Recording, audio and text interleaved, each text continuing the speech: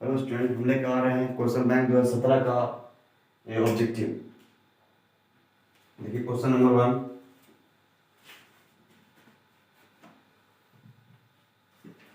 बोल रहा है किसी अवैसित खोखले गोलाकार चालक के भीतर विद्युतीय तीव्रता का मान क्या होगा। ऑप्शन ए है epsilon naught into sigma. Option B sigma into sigma by epsilon naught. Option C 0। Option D epsilon naught by 2। तो इसका आंसर होगा 0। किसी भी खोखले गोलाकार चालक के भीतर तीव्रता जो मान होता है इसका 0 होता है। Question number 2। 3 संधारित्र जिसमें प्रत्येक की धारिता C है, श्रेणी क्रम में जोड़े गए परिणामी धारिता का मान क्या होगा। Option number A 3C। Option B 3/C। Option C C/3। Option D 1/3C। Question बोल रहा है इसमें 3 संधारित्र जिसमें प्रत्येक की धारिता C है, C श्रेणी क्रम में जोड़े गए हैं, यानी इस केस में C और C मतलब तीनों श्रेणी क्रम में जोड़े गए हैं। तो इसमें बताना है कि परिणामी धारिता क्या होगा इसका। तो मेरा फॉर्मूला होता है 1/CS = 1/C1 + 1/C2 + 1/C3। तो 1/C1 1/C + 1/C + 1/C, इसका आ जाएगा C। इसका एलसीएम मेरा आ जाएगा 1/CS = एलसीएम मेरा C 1 + 1 + 1 यानी 3/C। 1/CS = 3/C यानी CS = हो जाएगा C/3। Option number C is correct. Option number C जिसका वैल्यू है C/3। ये क्वेश्चन नंबर 3। 2 सेलों को जिनके विद्युत वाहक बल E1 और E2 है तथा आंतरिक प्रतिरोध R1 तथा R2 समांतर क्रम में जोड़ा गया है, तो इसका समतुल्य विभवांतर बल क्या। तो विभवांतर विद्युत वाहक बल क्या होगा। क्वेश्चन नंबर 3 जिसका है E1 E2 R1 और R2, ये है विद्युत वाहक बल। ये दोनों है विद्युत वाहक बल और इसका प्रतिरोध R1 R2 है। तो इसका समतुल्य मतलब इक्विवेलेंट ईएमएफ क्या निकलेगा। इक्विवेलेंट ईएमएफ क्या होता है, क्या जब समानांतर क्रम में जोड़े तो इसका वैल्यू क्या होगा। ऑप्शन नंबर पहला ऑप्शन है E1 R1 + E2 R2 by R1 + R2। हमारा है E1 R1 + E2 R2 plus बटा R1/R2। पहला ऑप्शन है E1 R1 + E2 R2 by R1 + R2। Option B E1 R2 + E2 R1 by R1 + R2। Option C √E1 × E2। Option D E1 + E2/2। इसका proof है, इसका EMF निकालने का एक सिद्धांत है, इसका प्रूफ है जो करवाया गया होगा।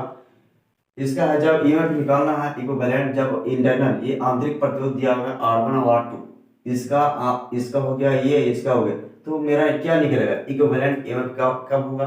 ये हुई पैरेलल केस में, जब समानांतर रखा गया। जो पैरेलल केस में सीरीज होता है पैरेलल होता है, तो इस केस में मेरा इक्विवेलेंट विद्युत वाहक बल क्या होगा। तो हमारा होता है E1 R2 + E2 R1 by R1 + R2। ये प्रूफ के माध्यम से समझ में आ जाएगा, जो पढ़ेंगे आज से। ठीक है। Question number 4। एक लौ चुंबकीय पदार्थ की चुंबकशीलता यानी परमिएबिलिटी म्यू है। तो option A mu > 1, B mu = 1, option C mu > 1, option D mu = 0। तो इस केस में हमारा ऑप्शन होता है ये म्यू मच > 1। हमारा जो इसका लौ चुंबकीय का चुंबकशीलता जो होगा 1 से बहुत बड़ा होगा। इस केस में ऑप्शन हो जाएगा मेरा ए। ये क्वेश्चन बार बार पूछा बोर्ड में, कई बार इसको पूछा गया है, इसको ध्यान से देखिए। इसको क्वेश्चन नंबर 4, क्वेश्चन नंबर 5, ध्रुव प्रबलता का एसक मात्रा क्या होता है? ध्रुव प्रबलता का एसक मात्रा क्या होता है? यानी पोल स्ट्रेंथ। पोल स्ट्रेंथ का एसक मात्रा क्या होता है? देखिए इसको,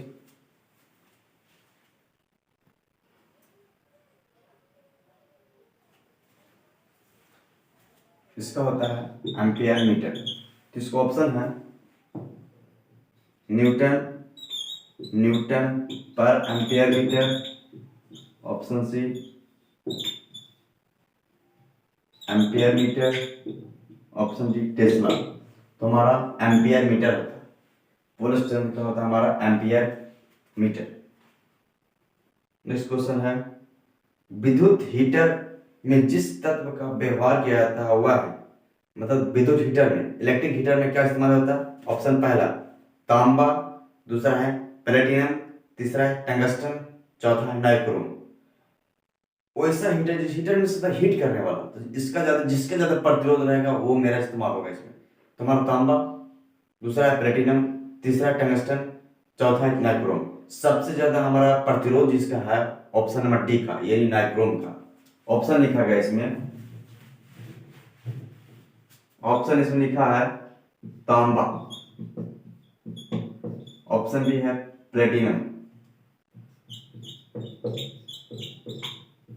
ऑप्शन सी है टंगस्टन, ऑप्शन डी है निक्रोम। तो ऑप्शन नंबर डी नाइक्रोम, जिसका प्रतिरोध बहुत ज्यादा होता है और इलेक्ट्रिक हीटर में इस्तेमाल होता है इसका। क्वेश्चन नंबर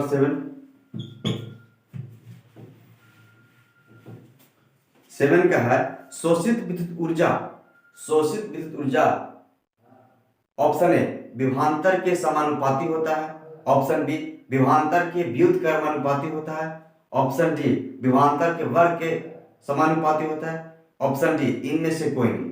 तो बोला गया इसमें कि शोषित विद्युत ऊर्जा यानी हेट इज इक्वल टू होता है हमारा v square by r into T, यानी v हो जाएगा, ये हीट का क्या होता है डायरेक्टली प्रोपोर्शनल v स्क्वायर, मतलब v स्क्वायर में क्या होगा डायरेक्टली प्रोपोर्शनल, मतलब जो रहेगा विभवांतर के वर्ग के अनुपाती, मतलब विभवांतर के वर्ग के समानुपाती होता है। ऑप्शन नंबर सी विभवांतर के वर्ग के समानुपाती होता है, ऑप्शन हो जाएगा सी।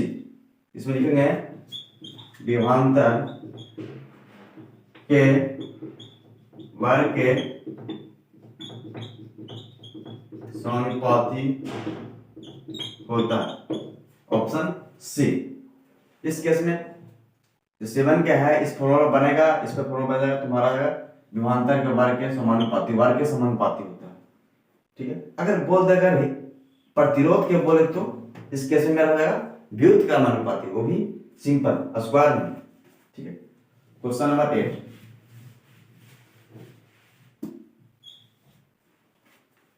8 है, व्हीटस्टोन ब्रिज का मापा जाता है, मतलब व्हीटस्टोन ब्रिज क्या मापता है? ऑप्शन ए है निम्न प्रतिरोध, उच्च प्रतिरोध, पहला ऑप्शन है उच्च प्रतिरोध, ऑप्शन बी है निम्न प्रतिरोध, ऑप्शन डी है उच्च तथा निम्न प्रतिरोध, ऑप्शन डी इनमें से कोई, नन ऑफ दी। मतलब हमारा व्हीटस्टोन ब्रिज जो है उच्च प्रतिरोध नापता है, या निम्न या उच्च तथा निम्न या इनमें से कोई नहीं।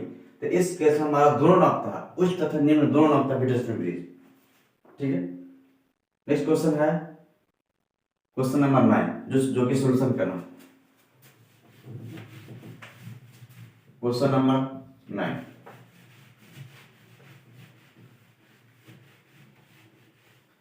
क्वेश्चन है, एक विद्युत धारा के समीकरण I is equal to 0.6 sine 100 pi t है, तो पाई टी से निरूपित होता है, तो विद्युत धारा की आवृत्ति क्या है? यानी मेरा इक्वेशन दिया गया है I is equal to 0.6 into sine 100 pi t. तो हमारा f आवृत्ति इसमें से निकालना, आवृत्ति क्या हो। तो हम जानते हैं कि I is equal to I naught sine omega t. हम जानते हैं I is equal to I naught sine omega t. इस केस में ये हो गया हमारा आ गया करंट, साइन का साइन है, हमारा टी जगह टी है, तो हमारा बचा क्या, ओमेगा इज इक्वल टू मेरा आया 100 पाई। ओमेगा इज इक्वल टू मेरा 100 पाई। ओमेगा का वैल्यू होता है 2 पाई एफ इज इक्वल टू 100 पाई। तो पाई से पाई कैंसिल, 250 यानी एफ इज इक्वल टू मेरा 50। तो इसका ऑप्शन हो जाएगा, ऑप्शन ए है 50 पाई, ऑप्शन ए है 50 पाई, ऑप्शन बी है 50, ऑप्शन सी है 100 पाई, ऑप्शन डी है 100। हमारा क्या ऑप्शन है 50, option B is correct. Next है क्वेश्चन नंबर 10। क्वेश्चन 10 है प्रतिघात का मात्रक क्या होता है। प्रतिघात का मात्रक ऑप्शन ए है ओम, दूसरा है फराड, तीसरा है एम्पियर, चौथा है महो। इसके में सबसे अच्छा क्या है प्रतिघात का, ओम। हमारा ओम होता है प्रतिघात का ऐसा एक मात्रक होता है ओम, ताकि ये भी एक क्या है, प्रतिरोध है। प्रतिघात क्या है, ये भी एक प्रतिरोध है जिसका ऐसे मात्रक क्या होता है, ओम। क्वेश्चन नंबर 11, शीर्ष धारा आई नोट के वर्ग मूल धारा आई आर एम एस से संबंधित है। Option A, option A I naught is equal to root two I R M S. Option B I naught is equal to I R M S. Option C I naught is equal to आएगा root 2 into I R M S. Option D I naught is equal to I R M S बटा root 2। तो ये जैसे relation क्या होगा, हम लोग जानते हैं कि आई आर एम एस क्या वैल्यू क्या होता है, इसमें value I R M S का वैल्यू होता है इस केस में रूट आई नोट बटा रूट 2।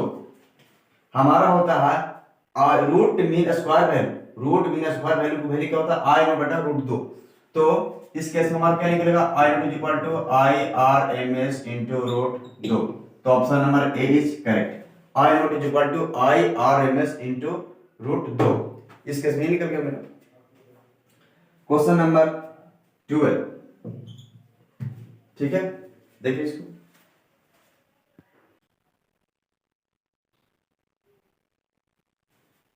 क्वेश्चन नंबर 12 बोल रहा है इसमें एक निकट स्थित दोष से ग्रसित व्यक्ति स्पर्श देखने के लिए व्यवहार करता है।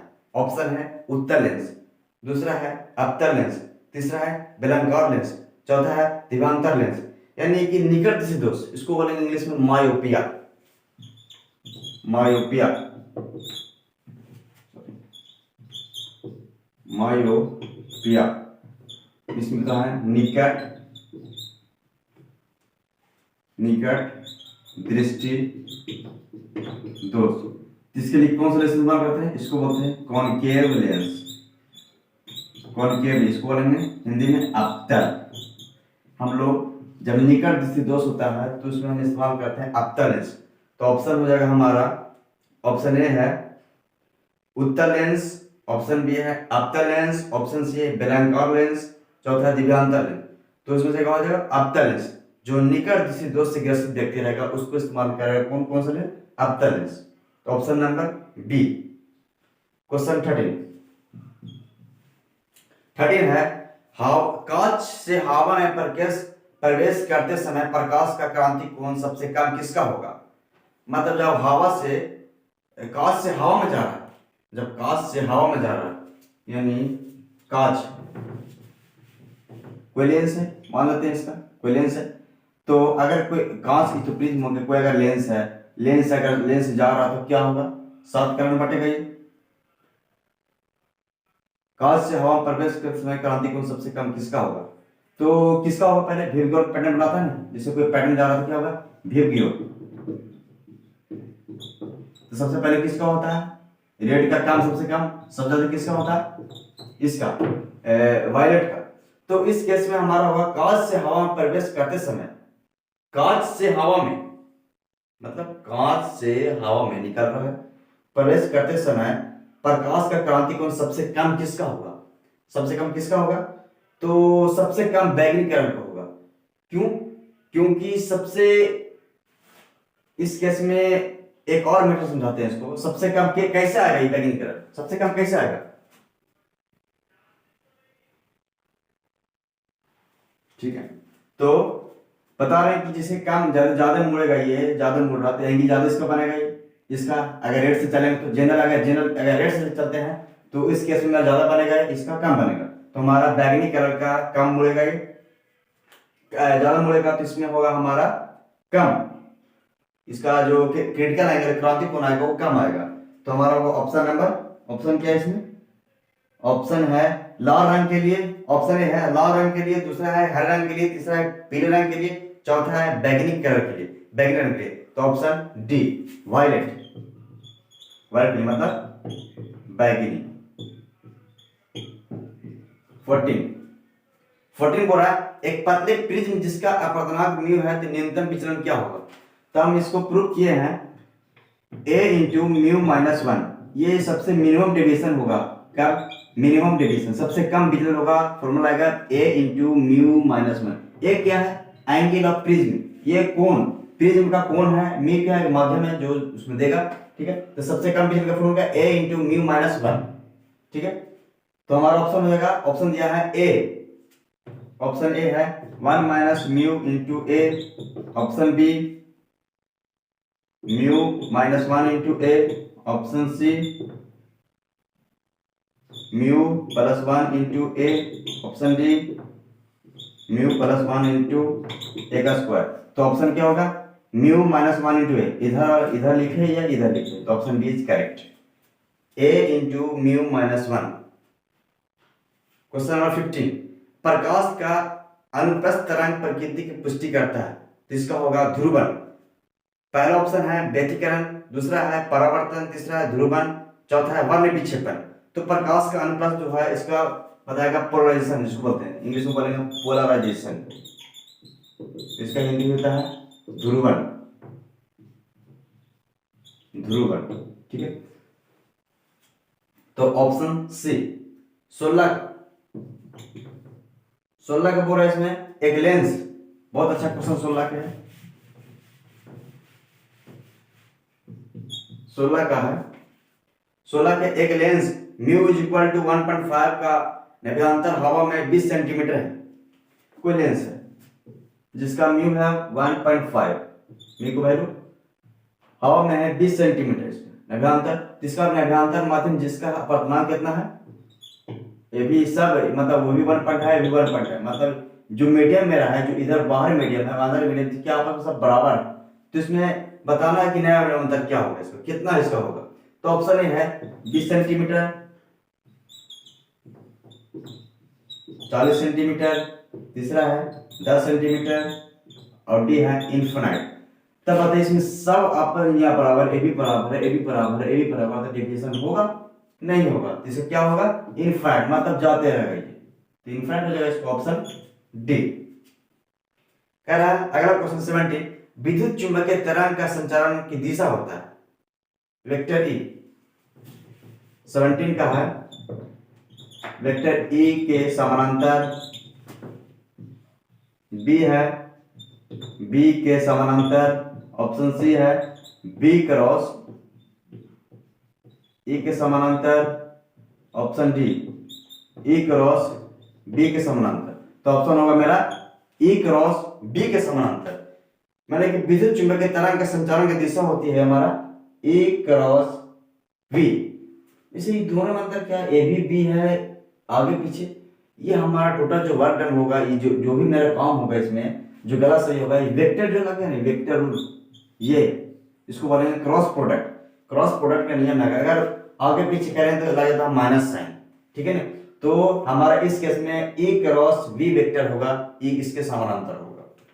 ठीक है, तो option number D is correct, E cross B के समानांतर किसका है? विद्युत चुंबकीय तरंग के संचारण की दिशा। क्वेश्चन नंबर 18 क्या है? 18 है चुंबकीय क्षेत्र बी, चुंबकीय क्षेत्र बी विद्युत क्षेत्र ई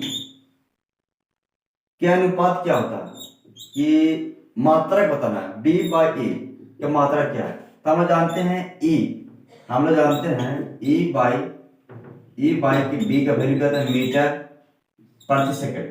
हम लोग जानते हैं ratio of electric field by magnetic field के रेशियो मीटर बाय सेकंड। तो इसको उल्टा कर दे तो क्या होगा, बी बाई ई का हो जाएगा सेकंड ऊपर मीटर नीचे, यानी आ जाएगा सेकंड पर इनवर्स मीटर, मतलब सेकंड पर मीटर। तो हो जाएगा ऑप्शन ए है मीटर बाय सेकंड, मतलब मीटर बाय सेकंड। दूसरा है सेकंड पर मीटर, तीसरा है मीटर सेकंड, चौथा है मीटर पर सेकंड। तो ऑप्शन मेरा क्या है, ऑप्शन पहला दूसरा दोनों सेम लग रहा, पहला तीसरा क्वेश्चन दिया तो ऑप्शन क्या हो जाएगा सेकंड पर मीटर, यानी सेकंड पर metre, B is correct. Question number 19, इसमें है सब लैंग्वेज। उत्सर्जित फोटो इलेक्ट्रॉन की ऊर्जा निर्भर करती है, ऑप्शन ए प्रकाश की तीव्रता पर, ऑप्शन बी प्रकाश की तरंगदैर्घ्य पर, ऑप्शन सी धातु के कार्यफलन पर, ऑप्शन डी इनमें से कोई नहीं। इसमें होगा प्रकाश के तरंगदैर्घ्य पर, ये डिपेंड करेगा केवल लैम्डा पर, ये केवल डिपेंड करेगा लैम्डा, जिसका ऑप्शन सी है प्रकाश के तरंगदैर्घ्य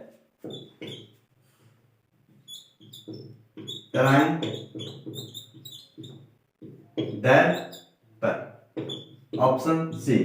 हमारे जानते हैं कि E is equal to H C by lambda, ये इस पर डिपेंड करेगा, ठीक है, ये भी डिपेंड करेगा। बाकी इसमें से हमारा ऑप्शन है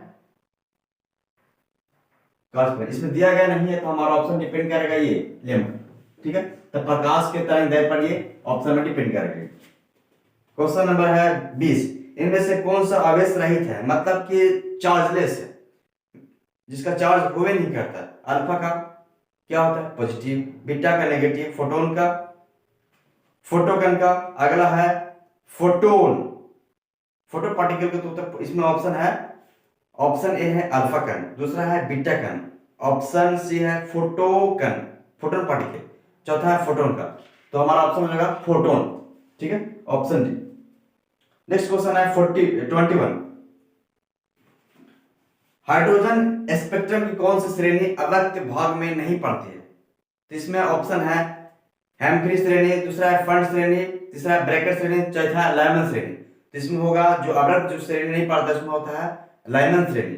इसमें श्रेणी सबसे पहले श्रेणी की सब याद करना पड़ेगा, इसमें सब श्रेणी जो है हमारा 6-7 श्रेणी सब याद करना पड़ेगा, लाइनमैन टिफन ब्रैकेट जो भी होता है सब हमको याद करना पड़ता है, सबके पता करना पड़ेगा कौन सा कब श्रेणी में आता है, अव्यक्त श्रेणी कौन भाग में नहीं आता है, सब पता करना पड़ेगा तब बनेगा इसको। तो आंसर होगा क्या लाइनमैन श्रेणी, लाइनमैन श्रेणी ये अव्यक्त भाग में नहीं पड़ता, हाइड्रोजन के स्पेक्ट्रम में ये अव्यक्त भाग में नहीं पड़ता, कौन सा लाइनमैन श्रेणी का, ठीक है। क्वेश्चन नंबर 22, क्वेश्चन नंबर 22 का सॉल्यूशन करना पड़ेगा। 22 का है कि हाइड्रोजन परमाणु के प्रथम बोर कक्षा में इलेक्ट्रॉन की ऊर्जा है 3.13.6 इलेक्ट्रॉन वोल्ट। दूसरी बोर हमारा दिया है Z इक्वल टू 1 और दूसरी बोर कक्षा में इलेक्ट्रॉन की ऊर्जा क्या होगी, मतलब ये निकालना E इक्वल टू दूसरे के लिए तो हमारा होता है 3.6 electron volt Z square by N square, हमारा ये फॉर्मूला। तो आएगा -13.6 into electron volt into Z का वैल्यू कितना है 1 का स्क्वायर बाय N का है N का वैल्यू 2 का स्क्वायर, तो आ जाएगा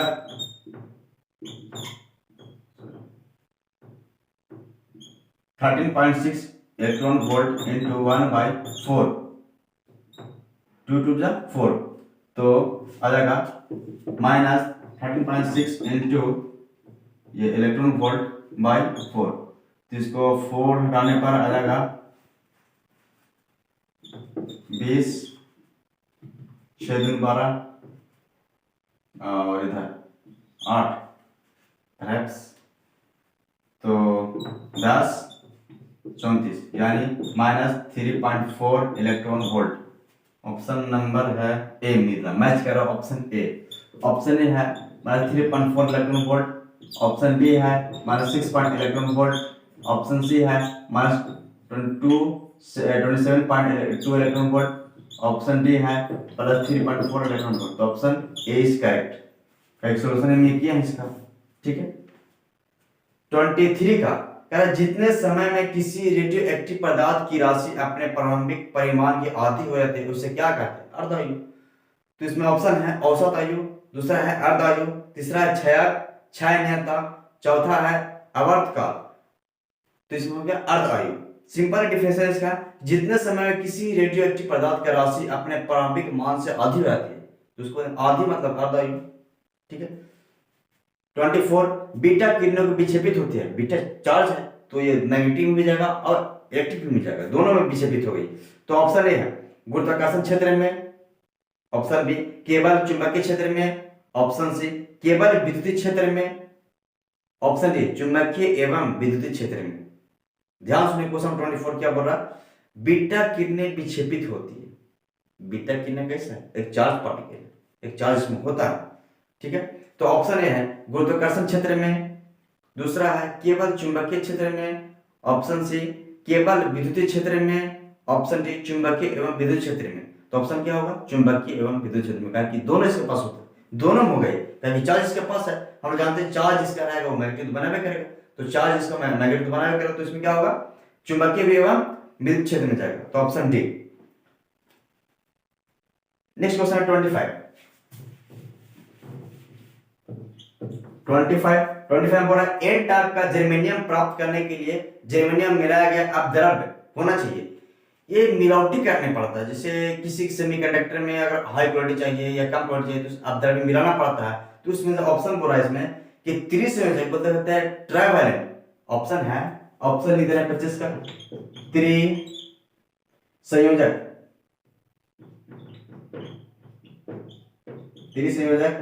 ऑप्शन बी है चतुः संयोजक,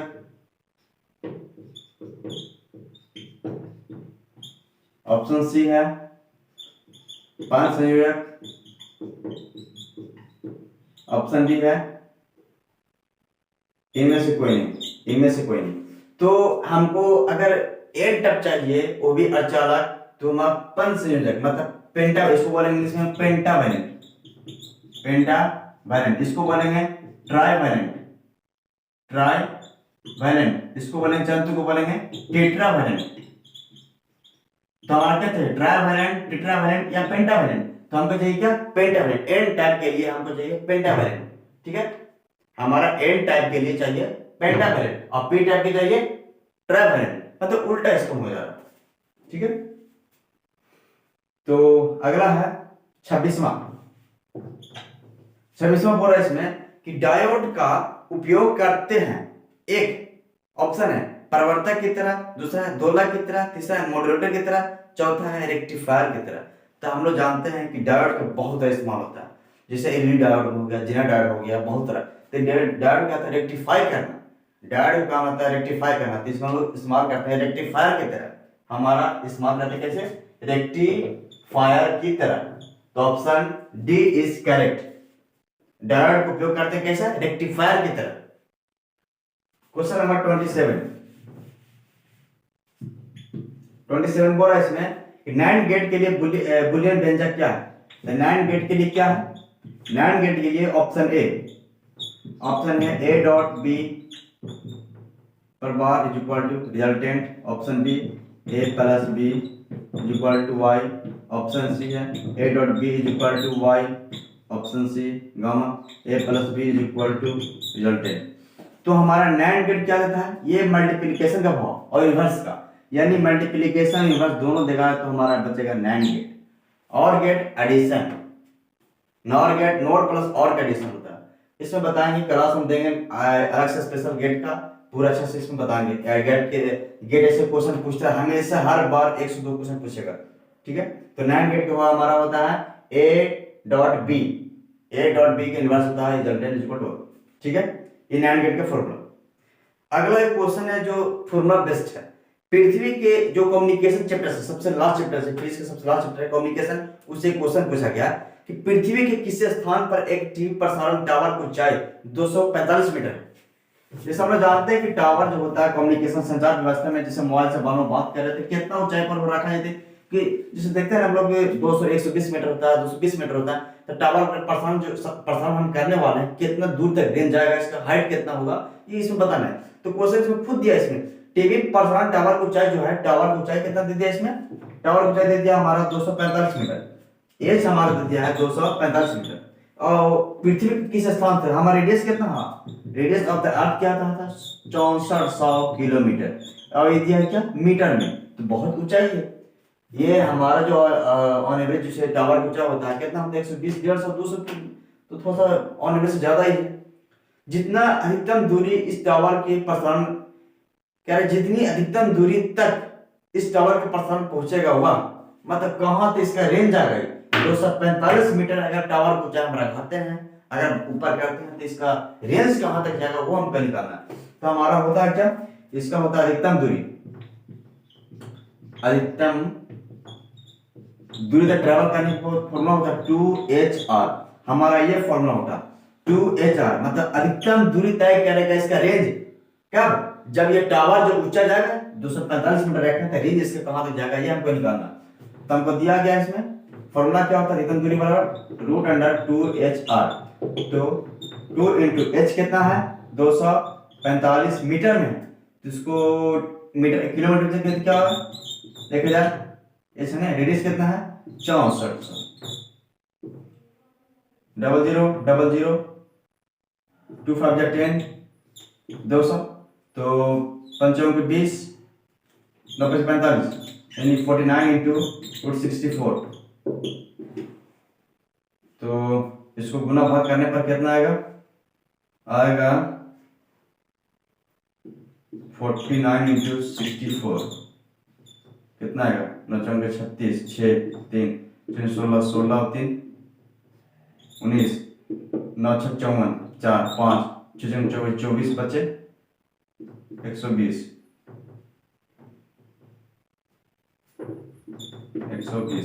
यानी 6 9 4 13 13 तो 2 1 2 आ जाएगा मेरा 12,000, मिस्टेक समथिंग मिस्टेक है 49। सिंपल एक तोड़ने की विधि है क्या है 50 - 1 into 6 सिंपल, ओ सॉरी 64 64, तो 50 गुने 64 माइनस 64 √100, तो हो जाएगा इसको 0 0 64 गुने 5, तो 5 20 हाथ में 2 और 6 25 32 00 आ जाएगा 3200 माइनस 64, तो इसमें आ जाएगा 3100